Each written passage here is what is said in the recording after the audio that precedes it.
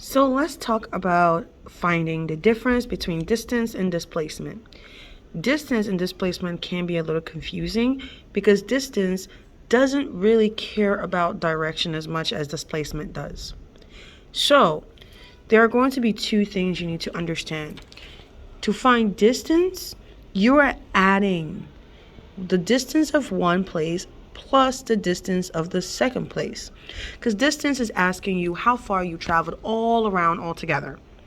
To find displacement, you're going to be subtracting. This is where the letter D, the variable, now becomes x, which connects to displacement. So x equals xf, minus xo.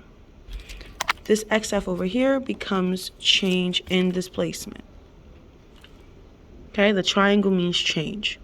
Now, to find the total distance, you are adding the distance together. So it says starting from origin, a car travels 12 kilometers east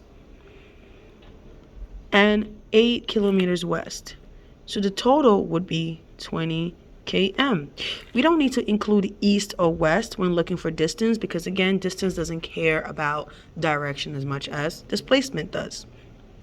Displacement relates to how far an object has moved from where it originally started. That's why the actual direction matters, because you are comparing its new position to where it originally was.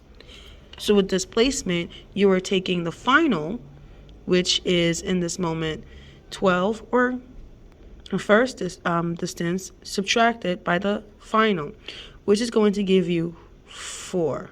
However, you have to be mindful of the actual positioning. Is it west or is it east? Because 12 kilometers is greater than 8 kilometers, we can say it is 4 east.